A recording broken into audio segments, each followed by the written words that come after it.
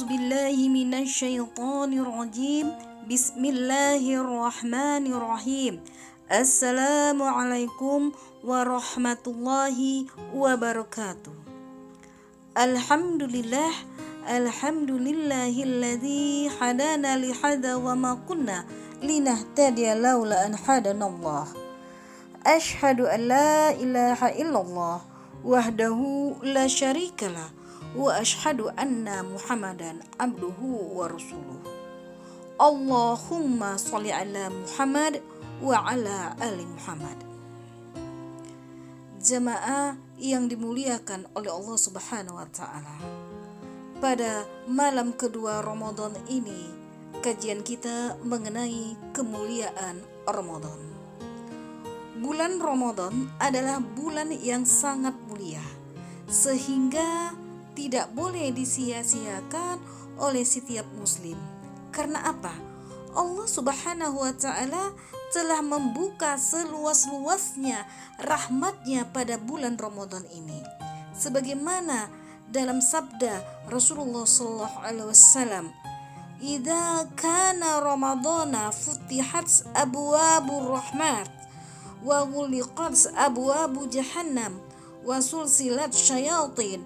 Apabila bulan Ramadan telah tiba, maka dibukalah pintu-pintu rahmat, dikuncilah pintu neraka jahanam, dan dibelenggulah setan. Hadis diriwayatkan oleh Muslim dari Abu Hurairah. Oleh sebab itu, bulan Ramadan mestilah dihidupkan dengan mengoptimalkan ibadah. Apa saja ibadah pada bulan Ramadan? Yaitu adalah puasa atau asyam, bermakna menahan. Dengan demikian, menahan adalah aktivitas inti dari puasa. Menahan makan, menahan minum, menahan dari segala macam yang membatalkan puasa, dari mulai terbit fajar sampai tenggelam matahari dengan diiringi niat. Jika aktivitas menahan ini dapat kita lakukan dengan baik, maka kita sebagai seorang muslim akan memiliki kemampuan yang dinamakan pengendalian, yaitu pengendalian diri dari segala hal yang diharamkan oleh Allah Subhanahu wa taala. Puasa merupakan ibadah yang mengantar umat Islam kepada predikat takwa. Sebagaimana di dalam surat Al-Baqarah ayat 183, Bismillahirrahmanirrahim, Ya ayyuhalladzina amanu kutiba alaikumussyam kama kutiba alal ladzina min qablikum la'allakum tattaqun. Muttaqin adalah orang-orang yang menahan dirinya dari memperturutkan hawa nafsu.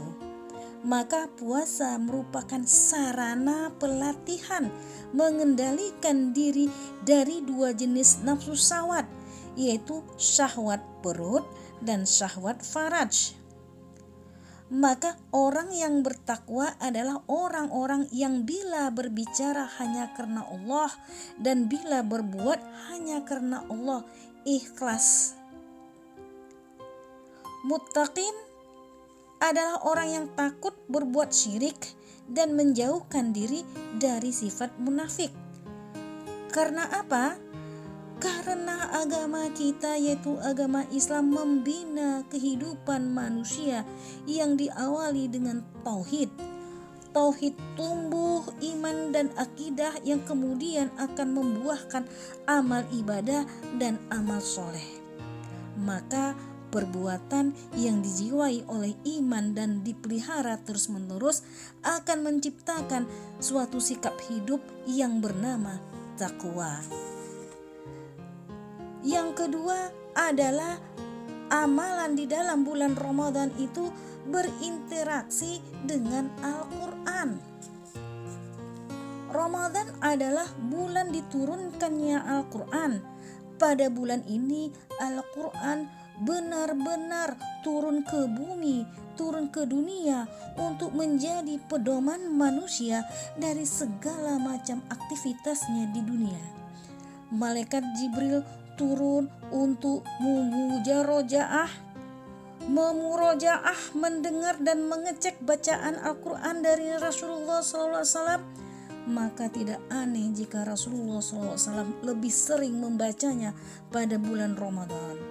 Imam Az-Zuhri pernah berkata, apabila datang Ramadan, maka kegiatan utama kita selain dari syam adalah membaca Al-Quran. Maka tentu dilakukan dengan tetap memperhatikan tajwidnya, dan esensi dasar diturunkannya Al-Quran adalah untuk ditadabburi, dipahami, dan diamalkan. Yang ketiga adalah amalan di bulan Ramadan ini melakukan sholat tarawih. Ibadah yang sangat ditekankan Rasulullah SAW di malam Ramadan adalah Qiyam Ramadan yang diisi dengan sholat malam atau yang biasa dengan sholat tarawih. Rasulullah SAW bersabda, "Man qama Ramadana imana wa ihtisaban ghufira lahu ma taqaddama min dzambihi." Barang siapa yang melakukan qiyam Ramadan dengan penuh iman dan perhitungan, maka diampuni dosa-dosanya yang telah lalu. Muttafaqun alaihi. Kemudian yang keempat adalah memperbanyak zikir, doa, dan istighfar. Di mana bulan Ramadan ini kebaikan pahala kita dilipat gandakan, maka janganlah kita membiarkan waktu sia-sia tanpa aktivitas kita yang berarti. Di antara aktivitas yang sangat penting dan berbobot nilai tinggi namun ringan dilakukan oleh umat Islam adalah memperbanyak zikir, doa, dan istighfar. Bahkan doa orang-orang yang berpuasa itu sangat mustajab. Maka perbanyaklah berdoa untuk kebaikan diri kita, kebaikan umat Islam lainnya, khususnya yang sedang ditimpa kesulitan dan musibah ini. Pada saat sekarang ini kita diberi ujian oleh Allah Subhanahu wa taala, yaitu suatu wabah penyakit yang bernama COVID-19 atau terkenal dengan corona. Dengan doa dan istighfar yang mustajab adalah pada saat kita berbuka sepertiga malam terakhir, yaitu ketika Allah Subhanahu wa taala turun ke langit dunia dan berkata, siapa yang bertobat, siapa yang meminta, siapa yang memanggil sampai waktu subuh. Hadis riwayat Muslim. Perbanyaklah istighfar pada waktu sahur, karena Allah berfirman, waktu sahur mereka memohon ampun, mencari waktu mustajab pada hari Jumat, yaitu di saat terakhir pada sore hari Jumat, duduk untuk zikir, doa, dan istighfar di masjid, yaitu setelah menunaikan sholat subuh sampai terbit matahari, sebagaimana disebutkan dalam hadis, barang siapa sholat fajar berjamaah di masjid kemudian tetap duduk berzikir hingga terbit matahari lalu sholat 2 rakaat, maka seakan-akan ia mendapat pahala haji dan umroh dengan sempurna, diriwayatkan oleh hadis At-Tirmizi. Kemudian selanjutnya yang kelima adalah sedekah, infak, dan zakat. Rasulullah SAW adalah orang yang paling pemurah. Di bulan Ramadan ini beliau lebih pemurah. Kebaikan Rasulullah SAW di bulan Ramadan ini melebihi angin yang berhembus karena begitu cepat dan banyaknya. Di dalam hadis Rasulullah, sebaik-baik sedekah yaitu sedekah di bulan Ramadan.